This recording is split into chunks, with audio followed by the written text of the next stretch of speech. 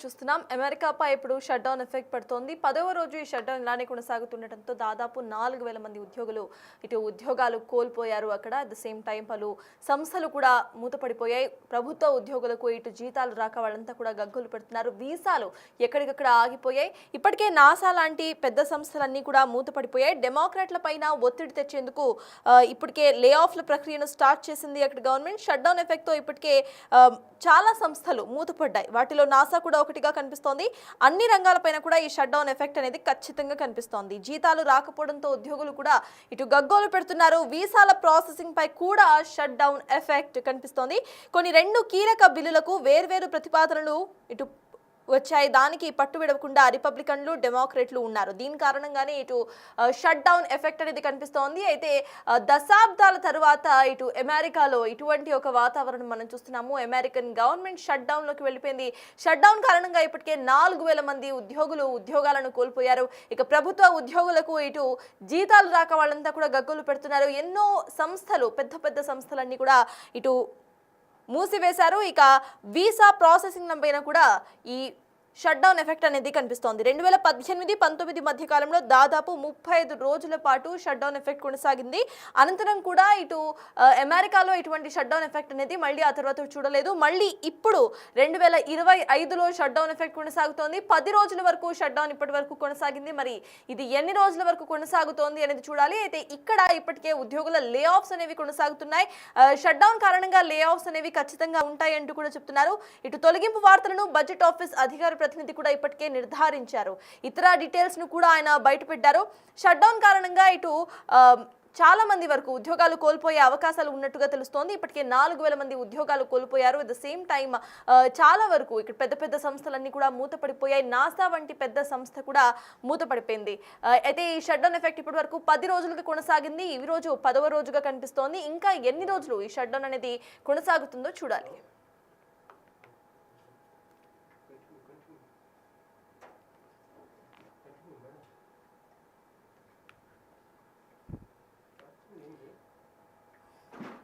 Right, ఇక shut down effect కొనసాగుతోంది. 10వ రోజుకి షట్ డౌన్ ఎఫెక్ట్ చేరింది. ఇప్పటికే 10 రోజులు అమెరికా ప్రభుత్వం పూర్తిగా షట్ డౌన్ లోకి వెళ్ళిపోయింది.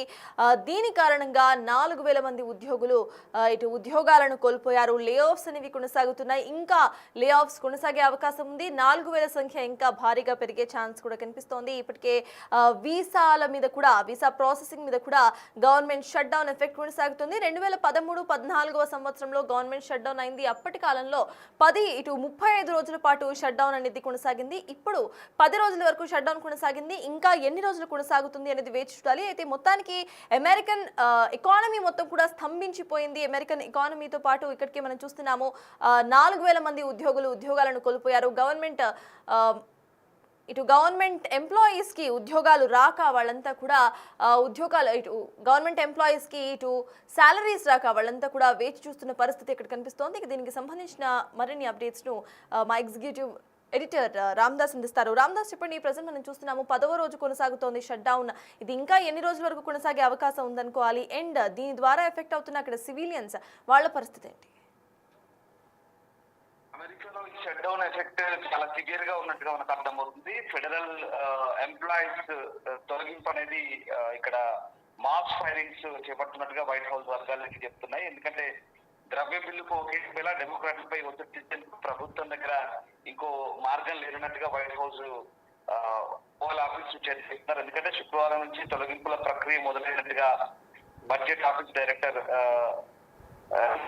ట్వీట్ చేసిన పరిస్థితి కనబడుతుంది. అయితే ఇప్పటికైతే ఏ విభాగాల ఉద్యోగాలను తొలగించారనేది మాత్రం ఇంకా పూర్తి స్థాయిలో క్లారిటీ లేదు. ఎందుకంటే ఎంతమందికి ఉద్వాసన పలికారనే వివరాలను కూడా ఆయన వెల్లడించిన పరిస్థితి. కాబట్టి ఓవరాల్ గా దాదాపు 4500 మందిని అమెరికన్ ఎంప్లాయీస్ తీసేస్తున్నారు అనేది టాక్ వస్తుంది. సో షట్ డౌన్ ఎఫెక్ట్ చాలా సివియర్ గా ఉన్నట్టుగా మనకు అర్థమవుతుంది. తొలగింపుల వార్తలకి బడ్జెట్ ఆఫీసు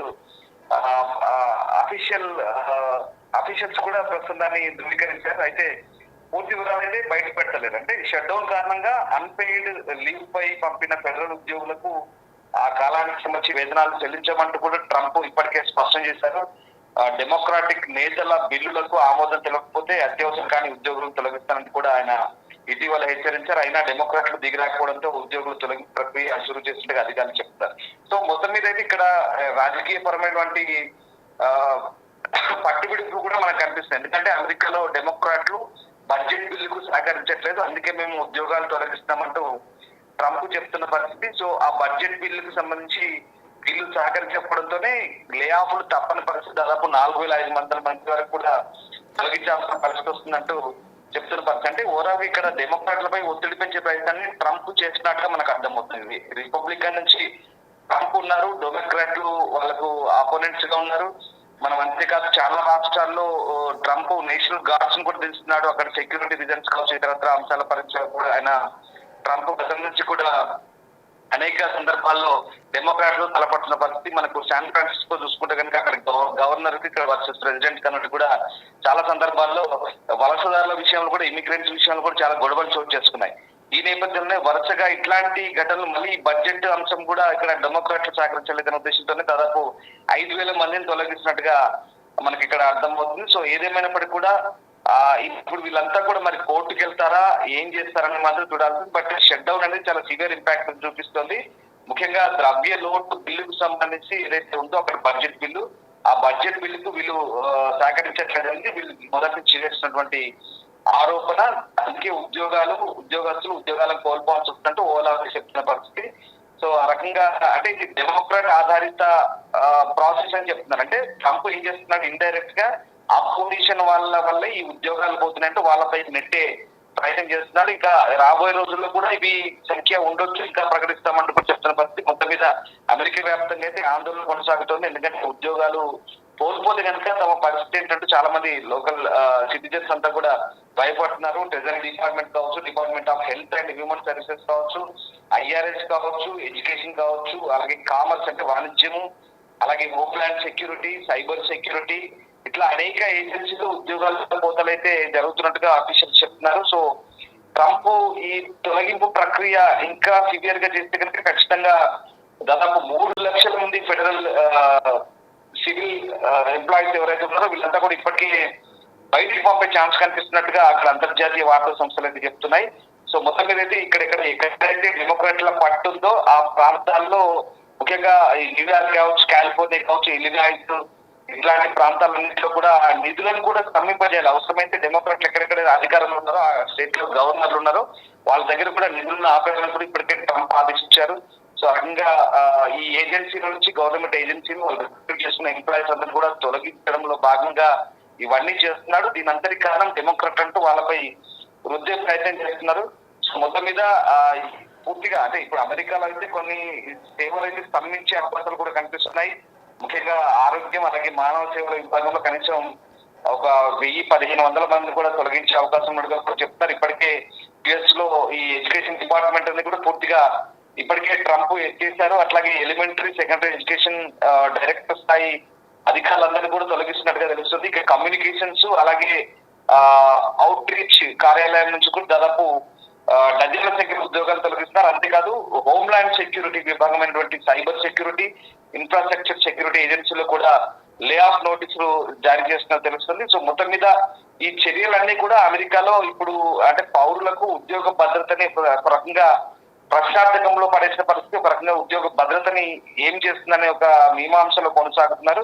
ఏదేమైనా ట్రంప్ గతంలో కూడా అంటే ఈ రెండోసారి అధికారంలోకి వచ్చిన తర్వాత ట్రంప్ చేస్తున్నటువంటి చర్యలు ఏవైతే ఉన్నాయో అటు ప్రపంచ దేశాలకు కూడా ఇబ్బంది పెడుతున్నాయి. టారిఫ్ల విషయంలో ఇటు సొంత దేశంలో కూడా ఉద్యోగాలు తొలగించడం ఇవన్నీ కూడా ట్రంప్ చేస్తున్న పనితో ఒకసారి విమర్శలు అయితే ఎదుర్కొంటున్నారు.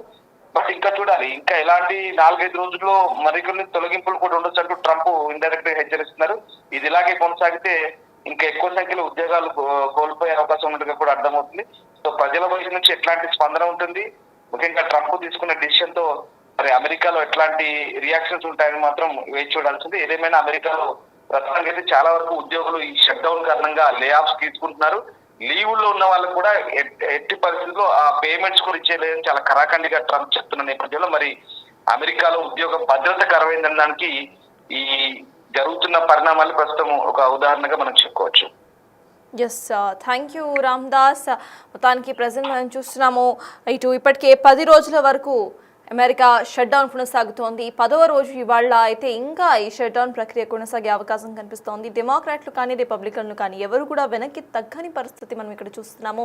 అయితే ఇటు రిపబ్లికన్లు డెమోక్రాట్ల వల్లనే ఇటు గవర్నమెంట్ ఉద్యోగాలు పోతున్నాయంటూ కూడా వాళ్ళు వ్యాఖ్యానిస్తున్నారు. పొలిటిసైజ్ చేసే ప్రయత్నం అయితే చేస్తున్నారు. అంతకుముందు 2013-14వ సంవత్సరంలో మొత్తంగా 35 రోజుల వరకు షట్ డౌన్ అనేది కొనసాగింది. మరి ఈసారి ఎన్ని రోజులు కొనసాగుతుంది అనేది వేచి చూడాలి. ఎందుకంటే 2013 తర్వాత మళ్ళీ this is the first time దాదాపు ఒక దశాబ్ద కాలం తరువాత మళ్ళీ అమెరికా గవర్నమెంట్ షట్ డౌన్ లోకి వెళ్ళిపోయింది పూర్తిగా.